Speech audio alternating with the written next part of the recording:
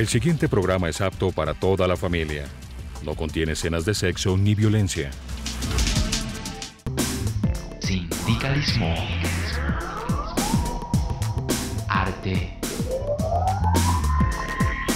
Cultura. Actualidad. Tecnología. Pedagogía. Educación. Las expresiones de vida con que se construye Colombia tienen un punto semanal de encuentro. Buenos días, bienvenidos a Encuentro. Este es el programa institucional de la Federación de Trabajadores de la Educación. Los invitamos a que nos acompañen los próximos 30 minutos y hagamos un recorrido por toda la información sindical, educativa y cultural que se ha desarrollado en el transcurso de la semana. Bienvenidos. Los temas que trataremos el día de hoy son: prestadores del servicio de salud al magisterio se comprometieron a cumplir cabalmente con los términos de referencia. Hacemos pedagogía sobre pasivo pensional, cálculo actuarial, reserva técnica y FOMPEP. Administrativos de la Universidad Nacional irán hasta las últimas consecuencias en la reivindicación salarial que le exigen a la Universidad Nacional y al gobierno de Santos. Encuentro. Uno de los acuerdos firmados entre FECODE y el Gobierno Nacional consiste en el pago a los prestadores de salud de conceptos como el alto costo, prevención y promoción y salud ocupacional. Averiguamos en el fondo de prestaciones si ya se pagaron tal cual quedó en el acta de negociación.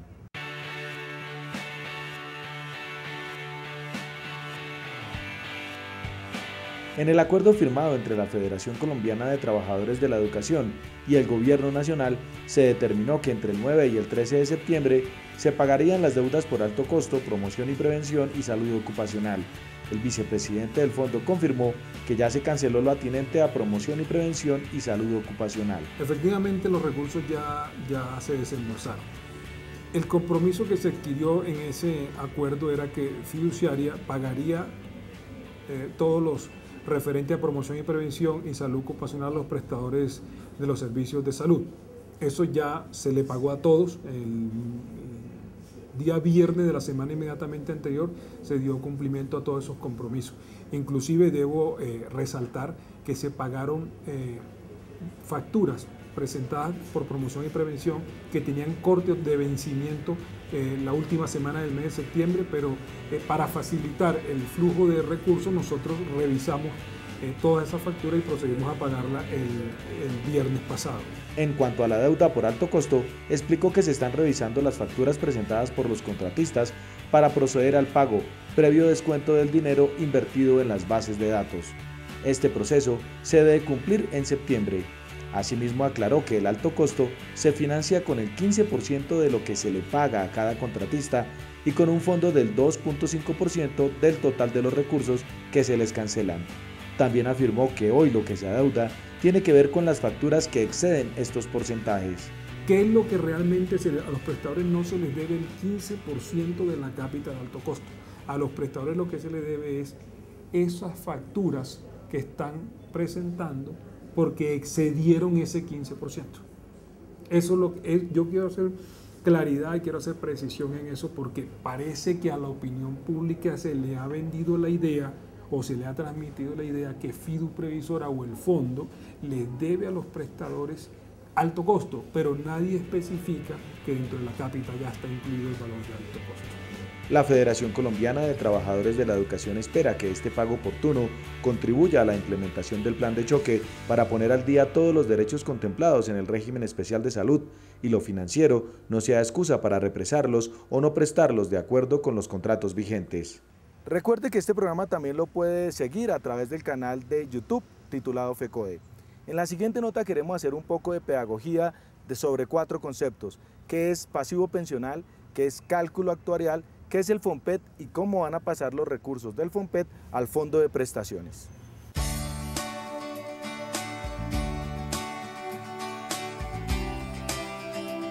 En lo que respecta al pasivo pensional, antes de la creación del fondo en el año de 1990, los docentes eran nombrados por las entidades territoriales y esas entidades territoriales, cuando se creó el fondo, una de las cosas que estableció la ley 91 es que todos esos docentes pasarían al fondo en calidad de afiliados. Algunos venían con unas deudas por parte de las entidades territoriales. Eso es lo que realmente conforma el pasivo pensional.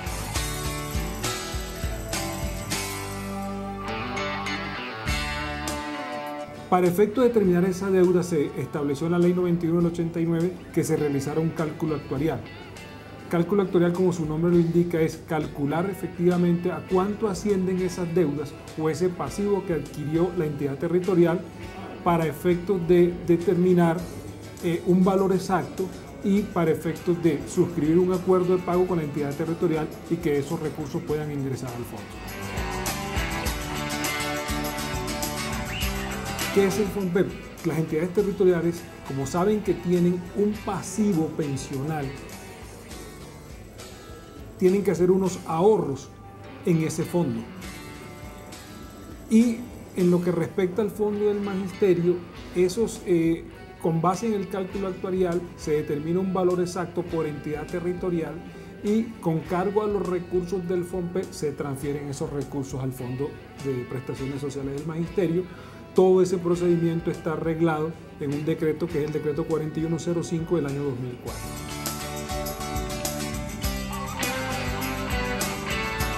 Se han establecido una serie de formatos y se remiten a las entidades territoriales, ya sea gobernaciones o alcaldías. ¿Qué hacen? Se diligencian los formatos por parte de los alcaldes o de los gobernadores. Si no tienen la autorización por parte de la asamblea o de los consejos, ellos obtienen la autorización de las asambleas o de los consejos, se diligencian los formatos y autorizan el giro de los recursos sin situación de fondo. ¿Por qué sin situación de fondo? Porque la entidad territorial no va a hacer el giro, lo hace el FOMPEP. Esos formatos que se diligencian y esas autorizaciones se remiten a la Dirección de Regulación Económica del Ministerio de Hacienda.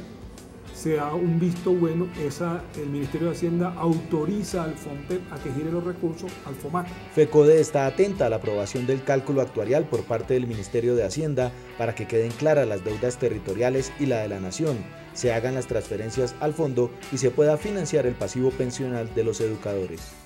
También hablamos con los prestadores del servicio de salud para saber cómo van a solucionar todos los problemas que hay con citas médicas represadas, entrega de medicamentos, citas con especialistas y cómo se va a ver eso reflejado en el servicio al magisterio y a sus familias.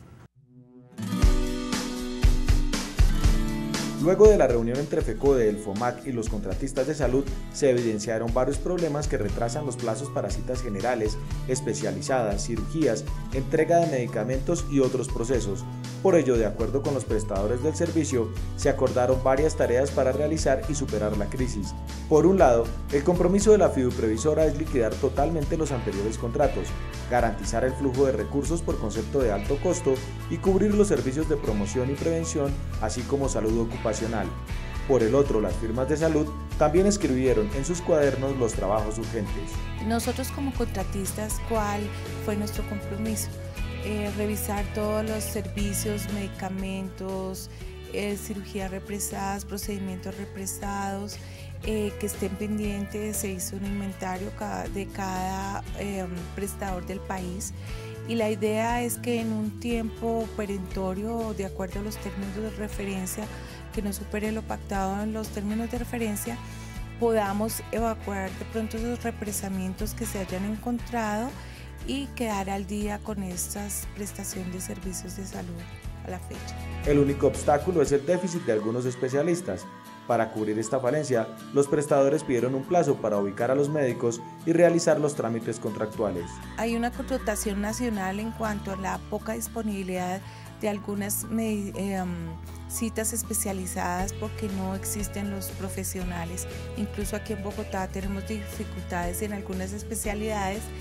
Entonces pues pedimos que nos dieran un lapso, pues no es muy grande, pero para poderlo ejecutar, porque ya es por falta de disponibilidad de estos médicos especialistas en el país. Son citas muy puntuales, especialidades, subespecialidades con las que tenemos problemas, pero la gran mayoría se va a realizar de acuerdo a lo estipulado en los términos de referencia. La idea, según Claudia Castillo, es que el flujo continuo de caja impacte en las prestadoras del servicio médico de tal manera que se eliminen los retrasos y las dilaciones de los procedimientos, mientras se garantiza oportunidad, calidad y excelente atención a los educadores y sus parientes. Otra red donde pueden estar pendientes de toda la información de FECODE es en Twitter. Allí nos pueden ubicar en @FECODE. A continuación, el profesor Pedro Arango, secretario de Organización y Educación Sindical, le habla al Magisterio Colombiano sobre los avances de los acuerdos entre FECODE y el Gobierno Nacional.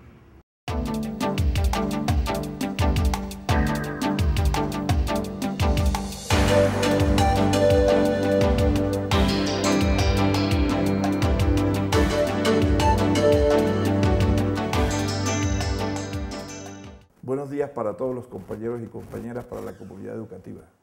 Luego de hacer el balance respectivo por parte del Comité Ejecutivo, reconociendo los errores en cuanto a la suspensión del paro, analizando los avances que ha tenido esos acuerdos, deudas de 980.000 millones de pesos, en las cuales hay un cronograma de pago, igual que lo de salud, donde hay unos acuerdos entre la Fidoprevisora, el Ministerio de Educación Nacional, la Federación Colombiana de Educadores y los prestadores, donde se comprometieron realmente a resolver esa problemática con un plan de mejoramiento, donde la Fidoprevisora se compromete en pagar las deudas respectivas, los avances en el pasivo pensional de fondear el fondo, de ingresar recursos al fondo del FOMPET directamente. Igual, a pesar de no haber llegado a acuerdo en la prima de servicio, se dejó la puerta abierta para continuar la discusión, lo mismo que en los factores salariales. Es necesario hacer el estudio correspondiente a profundidad de esos acuerdos. El Comité Ejecutivo acordó realizar un seminario para continuar los ajustes al plan. Por otra parte, se realizó la reunión de la Comisión Tripartita con la presencia de los senadores, el Ministerio de Educación y la Federación Colombiana de Educadores. Sigue dentro de 15 días el tema de la discusión de la evaluación de competencia y la evaluación de desempeño. Pero seguramente que en el plan de trabajo también vamos a retomar el tema de la discusión de la privatización de la educación, colegios en concesión y colegios en convenio. Compañeros y compañeras, continuamos en la lucha. Radio Revista Encuentro. Programa institucional de FECODE. Encuentro. Sindicalismo, arte, cultura, actualidad, tecnología, pedagogía, educación. Las expresiones de vida con que se construye Colombia tienen un punto semanal de encuentro. Todos los sábados a las 7:30 de la mañana por Colmundo Radio.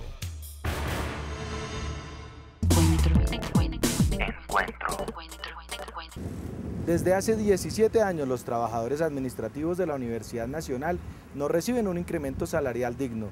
Por eso, con otros sectores sociales, decidieron hacer cese de actividades. Ellos dicen que irán hasta las últimas consecuencias, hasta que el Gobierno Santos y el Ministerio de Hacienda les responda por los acuerdos pactados a comienzo de año.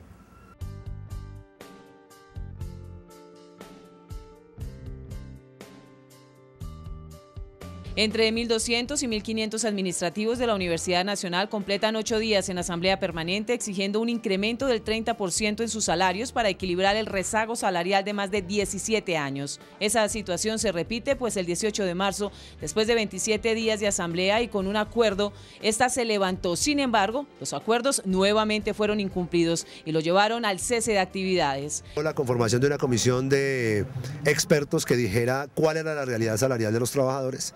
Nosotros estábamos solicitando desde el año pasado un 30% de aumento, que era el estimativo que teníamos nosotros de la pérdida del poder adquisitivo nuestro.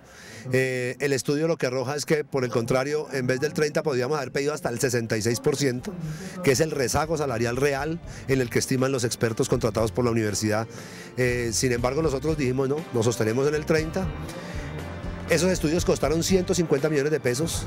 Sin embargo, no los utilizó la universidad y terminó presentando una propuesta completamente distinta. Hasta el vicepresidente Angelino Garzón medió en esta situación que pone en peligro la continuidad del semestre académico y los exámenes de admisión de los futuros aspirantes a ingresar a la Universidad Nacional. Sin embargo, los administrativos abrieron los salones para que se normalizara la actividad, pero tienen claro que no van a ceder con promesas, sino con hechos directos del Ministerio de Hacienda, porque según ellos, el rector les está mintiendo. La actividad está a media marcha. Medellín en este momento también está en asamblea permanente, o sea, ya somos las 4 sedes principales de la universidad las que estamos en asamblea permanente. Ahora, ¿hasta dónde va a llegar esto? Nosotros estamos con mucha esperanza de que la comisión de alto nivel que se nombró o que se va a conformar a propuesta de la vicepresidencia de la República funcione, ¿no? Que funcione. Sin embargo, uno lo que nota es que el rector, al parecer, quiere seguirle metiendo palos a la rueda. Anoche ya sacó una resolución suspendiendo el pago de los salarios cuando esto nadie lo ha declarado ilegal. Según Juan Carlos, la rectoría revolvió las propuestas y construyó una propia en la que solicitan 19.000 millones de pesos para la universidad que no representan las necesidades de los administrativos. Lo cierto es que siguen dispuestos a negociar, pero con su verdad de frente, no con la de los intermediarios. No piden más de lo que es justo y real. A continuación, el profesor Luis Eduardo Varela, primer vicepresidente de FECODE, presenta un informe al Magisterio colombiano.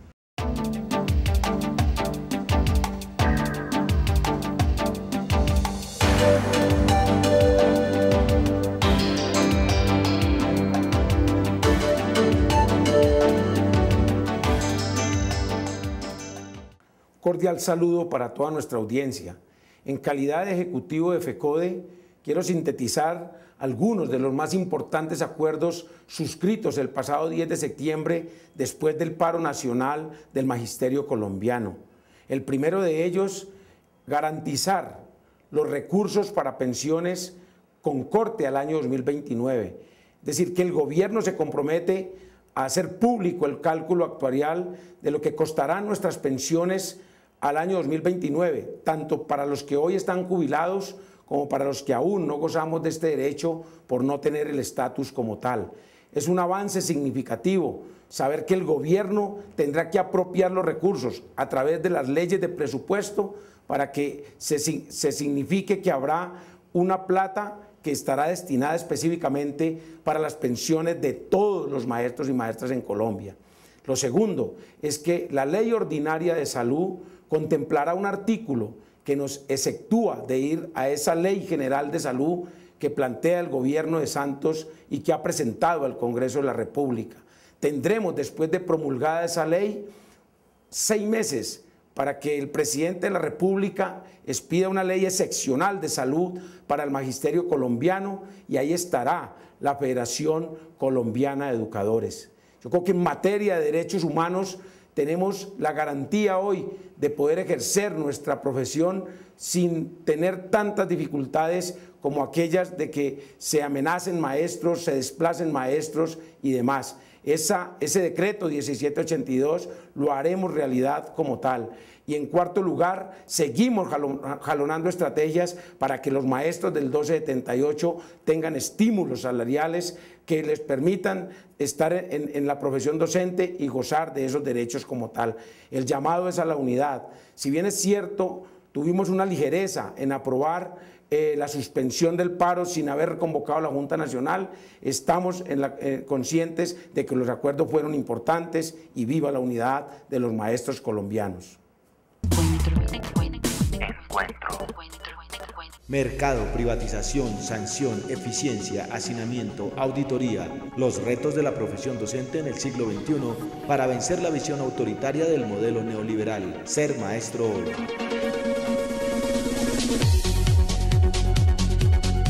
Revista Educación y Cultura número 98. Ser maestro hoy. En los últimos días se ha hablado mucho de la resolución 970 del ICA, que le prohíbe a los campesinos utilizar la semilla nativa, la que ellos producen, y los obliga a utilizar la que producen las grandes multinacionales. Un documental que habla sobre el tema es el de Vicky Solano, titulado 970. Una de las exigencias de Estados Unidos fue una ley que obligara a los campesinos colombianos a solo sembrar semillas certificadas. El gobierno de Colombia aceptó esa exigencia e inmediatamente el Instituto Colombiano Agropecuario, ICA, proclamó una resolución llamada 970. Esta condena a todo campesino que siembre semilla que no sea certificada. Realmente es una resolución que se saca para regular el uso de semilla en Colombia. En el primer borrador de la resolución no se habla, ni siquiera se menciona la semilla nativa. Se ignora la existencia de semilla nativa y solamente se habla de una semilla legal y una semilla ilegal. La semilla legal es aquella producida por las casas semilleras, y la semilla ilegal es esa misma semilla que los campesinos compran a esa casa semillera, la siembran y la vuelven y la siembran. Cuando la vuelven a reutilizar, ahí se vuelve una semilla ilegal. Unos camiones grandes empacaron todas las toneladas de arroz que habían almacenadas ahí. Era arroz de excelente calidad porque era el mejor producto que sacaban de las parcelas. Era un arroz de una calidad supremamente especial, y ese arroz pues fue conducido hacia un relleno sanitario que hay en la ciudad de Neiva. Les agarró como la norma sin ser muy socializada, entonces les agarró como de imprevisto.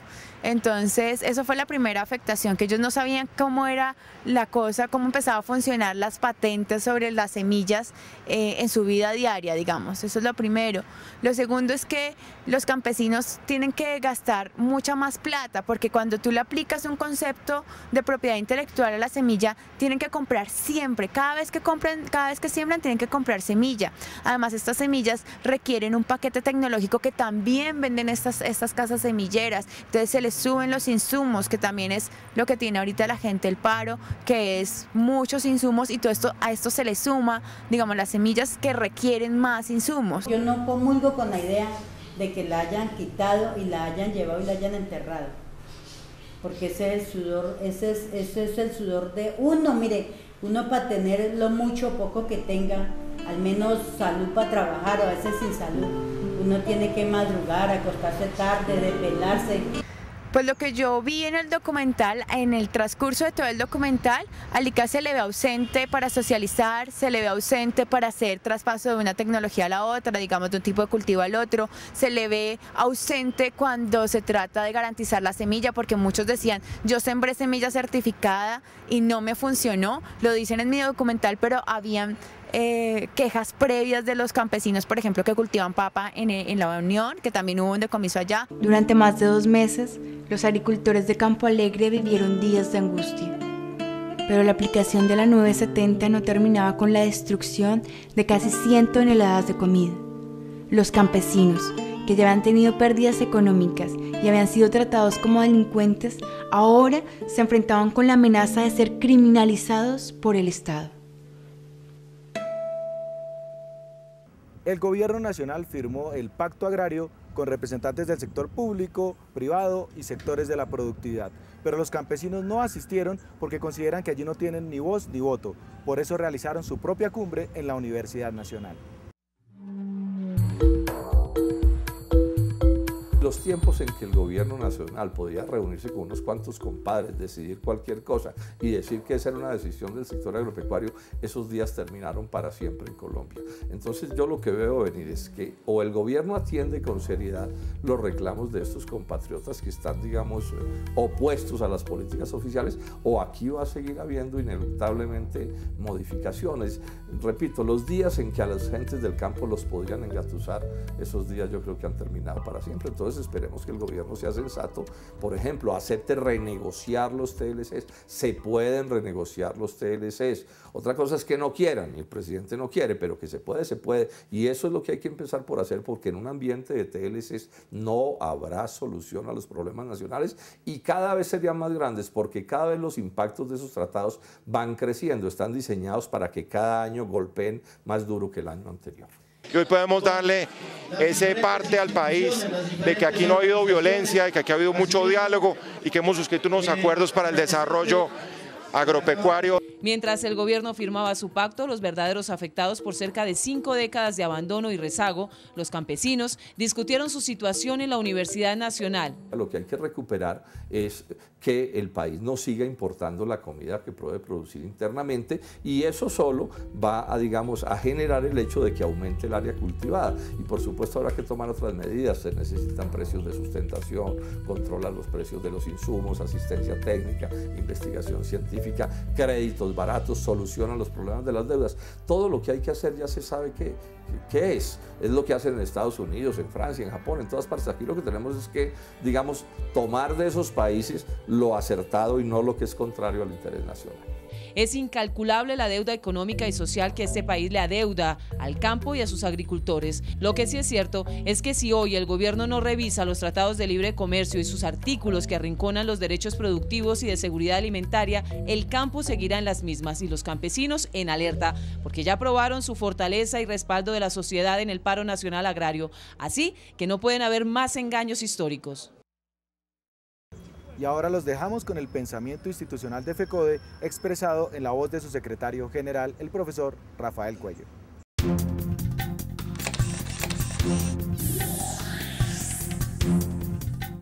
Buen día. La situación que vive el magisterio actualmente es producto de una ofensiva que se ha desatado desde hace más de 2 décadas. Esta ofensiva ha afectado por igual, aunque en aspectos de forma aparentemente distinta, a los docentes regidos por el 2277 y el 1278. A nadie se le puede olvidar que en estos 20 años de ofensiva neoliberal, los gobiernos y la burguesía han buscado por todos los medios dividir al magisterio, hecho que se patentizó en la tristemente célebre expresión de Alesina, funcionario del Banco Interamericano de Desarrollo, quien manifestó que para el triunfo de las políticas educativas de corte neoliberal en Colombia era necesario romperle el espinazo a FECODE. Luego entonces, no nos debe extrañar las acciones en contra de los docentes. Por eso, además de pretender arrebatarnos conquistas ya logradas, se ha expedido el decreto 1278 encaminado principalmente a dividir al magisterio, debilitar y fragmentar la lucha sindical. El paro nacional del pasado 10 de septiembre, su contundencia y unidad propiciaron un acuerdo que en un balance desapasionado recoge los 3 puntos que lo motivaron, pero que además, con el acta firmada, se reconoció en los 11 aspectos logrados la justeza y las expectativas del movimiento. En materia de salud hay avances significativos.